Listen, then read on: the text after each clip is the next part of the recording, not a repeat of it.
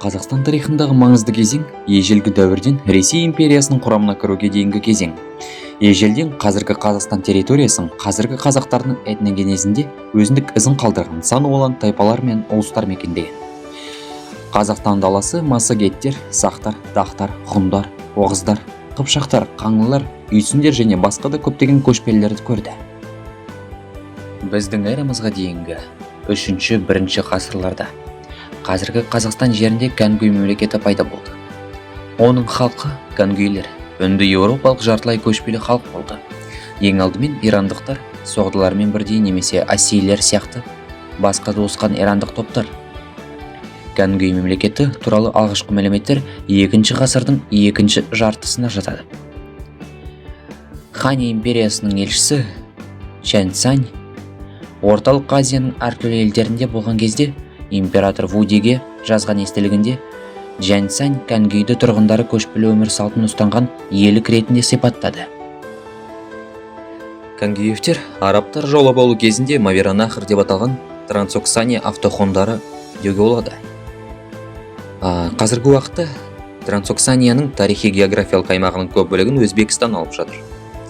Мавераннахрға сонымен қатар Қазақстанның Қызылорда және Түркістан облыстарының оңтүстік бөліктері, сондай-ақ Тәжікстанның батыс және солтүстік бөліктері кіреді.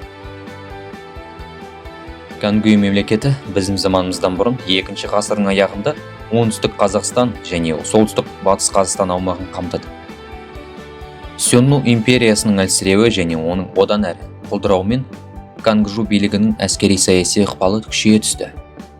Кәнгуй тайпалары Арал теңізінің солтүстігінде орналасқан Сармат Алан, Орал Янсай патшалығын өзіне бағындыра алды. Бұл туралы аға Плинийде кездестіруге болады. Оңтүстік Орал халқы да кәнгуйлерге бағынып, кәнгуйлерге ұсақ кеміргіштердің терісімен алып төседі. Оңтүстікте кәнгуйлер Ташкент оазисін, Хорезмде және Амудария мен Сырдария өзендерінің аралығын бақылауды орнатты. Кәнгуйдің оңтүстік батыс территориялары Парфиямен шектеседі. Этномәдени тұрғыдан алғанда, кәнгуй патшалықтың далалық бөлігіндегі иран тілдес тайпалар және тайпалық бірлестіктердің Сырдария бассейніндегі бақылаудағы қала халқының конгломераты болды. Тан әулетінің Қытай императоры Ли Шиминнің тұсында Канжу халқы Тан бодандығына кіруге бірнеше рет ұсыныс жасады. Бірақ император батысқа осыншама әскер жіберу оның халқына ауыртпалық болады деп шешті. Біздің эрамызға дейінгі 4 ғасырдың соңы, біздің заманымыздың 3 ғасырдың басында Ташкент оазисінен Хорезмге дейінгі орталық Азиядағы ұлан-ғайыр кеңістіктерді алып жатқан Кәнгуй шағын империясының баяу ыдырау процесі бірқатар ірі саяси құрылымдарға келді. Олардың бірі Алан мемлекеті, бұрынғы Янсай патшалығы болды. Хорезм мен Ташкент оазисі біздің заманымыздың 3 ғасырдың аяғында қазіргі Шыңжаң ұйғыр автономиялық ауданы орналасқан аумақтан шыққан тохарлардың көшпелі үнді иран халқы құрған Кушан патшалығының қоластына өтті. 3 ғасырда Кәнгуй Канга астанасын көшпелі тайпалар жаулап алды. 5 ғасырға қарай Кушан дүниесінің қалдықтары эфталиттердің шапқыншылығынан жойылды. 5 ғасырдың ортасында Кәнгуй эфталит тайпасына бағынатын бірнеше ондаған басқа тайпалар арасында шағын иелік болды. Лев Николаевич Гумилевтің айтуынша, эфталиттер таулы Памир өлкесінің халқы. Бұл нұсқа бойынша эфталиттер ежелгі Иран халқы, қазіргі пуштундардың ата-бабалары болып саналады. Осылайша, қазіргі Қазақстан аумағында біздің заманымыздың 5 ғасырына дейінгі тарихтың жазба кезеңінде Иран тілдес империялар мен халықтар бірін-бірі алмастырды. Қазіргі қазақтарды қамтитын түркі халықтарының өздері де бұл жерге кейінірек келген. Әңгіме қазіргі Қазақстан жерінде түркі тілдес тайпалардың үстемдік ете бастаған 6-13 ғасырдың басындағы кезең туралы болып отыр. Бұл кезде мұнда батыс түрік, түргеш, қарлық және оғыз қимақ қағанаттар өмір сүріп, моңғол шапқыншылығына дейін бірін-бірі алмастырып отырды. Ғалымдардың көпшілігі Орта Азия халқының түріктенуі бастапқыда шығыс аймақтарда. Дәлірек айтсақ, Жетісуда біздің дәуіріміздің 1 мыңжылдығының 1 жартысында мұнда ғұндар Ебан елігін құрған кезде басталды деп есептейді. Түрік теориясы деп аталатын тұжырым бойынша орталық Азияның шығыс бөлігіндегі түркі руларының арғы тегі ғұндар болған. Түркі теориясы қазіргі уақытта әлемдік ғылыми қоғамдастықта ең танымал теориялардың бірі болып табылады. Ғұндардың шығу тегі туралы түркі теориясын жақтаушылар Паркер, Жан-Пьер Абель Ремусат, Клапорт, Рамстед, Анне Мари фон Габейн, Прицак және тағы да басқалары. Академик Шаниязов эвталиттердің этникалық тарихы түркі тілдес халықтармен де байланысты деп есептеді. Бірақ басқа ғалымдар мұнымен келіспейді. Эвталиттердің шығу тегі туралы көптеген нұсқалар бар. Олардың ешқайсысын толық сенімді деп атауға болмайды. Бұл қазіргі қазақтардың шығу тегі туралы көптеген жауапсыз сұрақтарды тудырады. 540 жылдары Үндістанда эвталиттер кейбір деректерде жеңіліске ұшырады. Бірақ шапқыншылыққа қатысқан тайпалардың бір бөлігі елдің солтүстік бөлігінде қоныстанды. Уақыт өте келе олар жергілікті халықпен араласып, нәтижесінде жаңа этникалық қауымдастық раджуптар пайда болды. Міне, эвталит патшаларының есімдері, олардың арасында бірде-бір түркі атауы жоқ екенін ескеріңіз. Ақшунфар, Қошнавас әрине. Торомана, Мехиракуль, Гадфара, Фагониш. 565 жылы эвталиттер түрік қағанатынан жеңілді. Осыдан кейін олар патша Гафтарды тақтан түсіріп, оның орнына Фаганишті сайлады. Бірақ ол да түріктер мен парсылардың бірлескен шабуылына қарсы тұра алмады. Жеңімпаздар эвталит мемлекетінің территориясын өздері бөлісті. Кәнгөй, Кушан, эвталиттер патшалықтардың көптеген иран тілді халқы қайда кетті? Ол толығымен жойылды ма? Жаңадан келген түріктер арасында ассимиляцияға ұшырады ма? Бұл сұраққа жауапсыз қазақтардың этногенезін сенімді түрде анықтау мүмкін емес. Егер әрине жалған ғылыми фантастикамен айналысатын псевдоғалымдар ойлап тапқан қазақ этносының таза түркі текті теориясына ұлы тұран ұсынушылардың жауабын түзету міндеті тұрмаса. Этногенез тұрақты процесс, ол үзіліссіз және жағдайға, саяси ерік-жігерге қарамастан жүреді.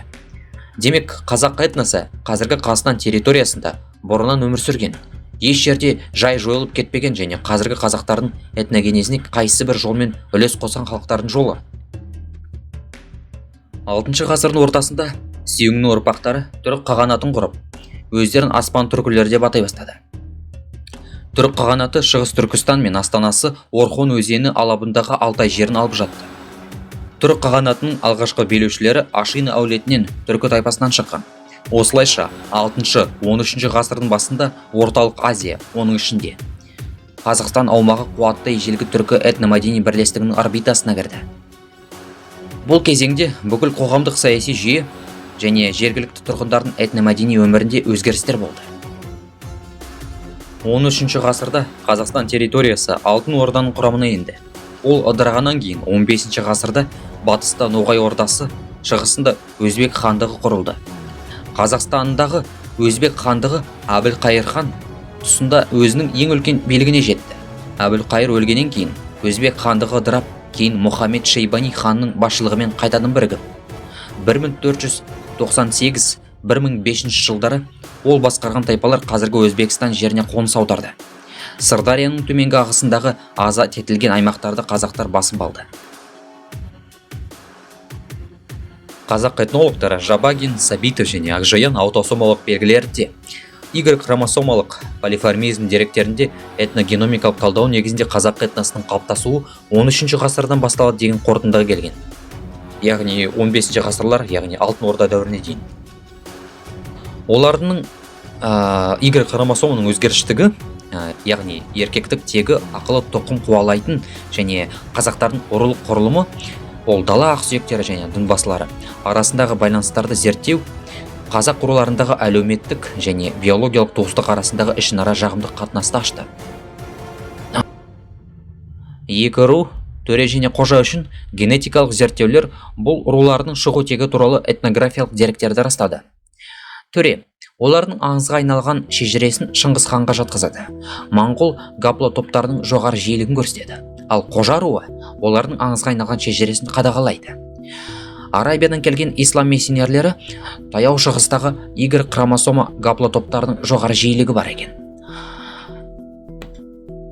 Арғындардың ең ірі қазақ руларының бірін зерттеуде олардың арғы тегі Алтын Орда әмірі Қарақожа немесе оның жақын ата-бабалары болуы мүмкін екендігі көрсетілген.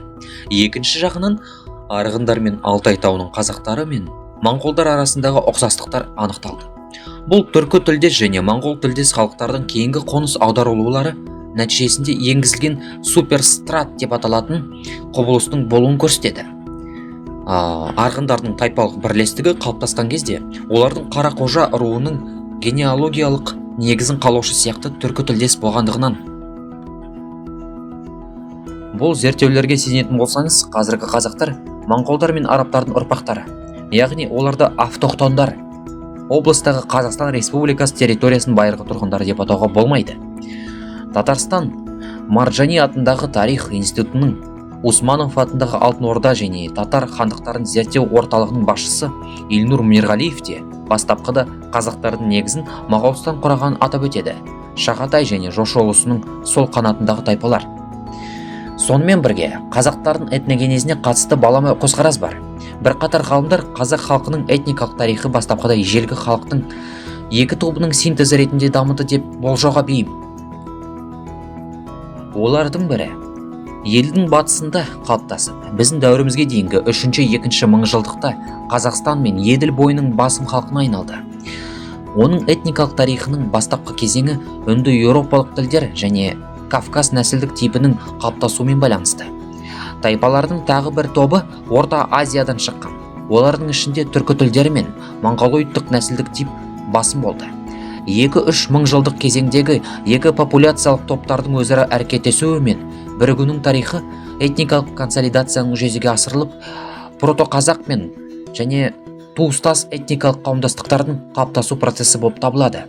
Бұл біздің дәуіріміздің 2 мыңжылдығында, олардың ортасында болды. Қазақ, қырғыз, қарақалпақ, өзбек және басқа халықтар пайда болды.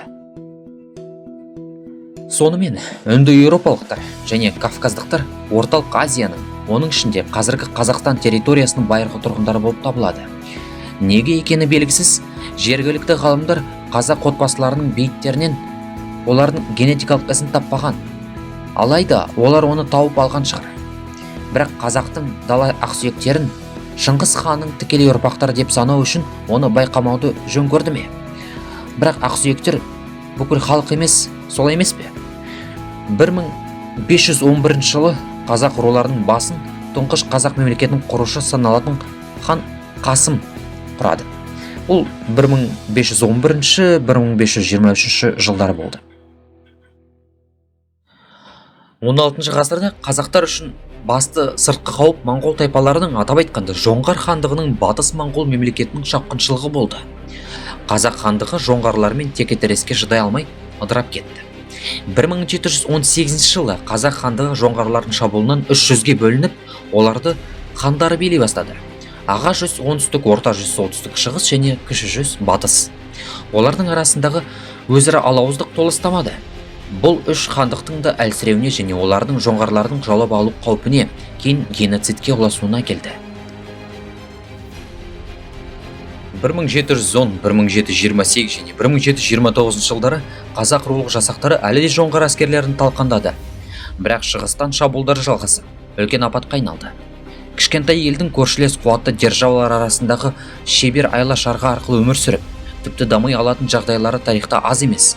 Дегенмен, бұл үшін парасатты, креативті ойлайтын элита және жауапты үкімет қажет. Қазақ хандығында мұндай элита болмаған. Бірақ сонымен бірге, ондаған шағын қала хандарының арасында қазақтарда физикалық жойылуға әкелген кескілескен өзара тартыс көп болды. Осындай жағдайда, өкінішке орай, 300-дің билеушілерін солтүстіктегі көршілерін қолдау сұраудан басқа амалы қалмады.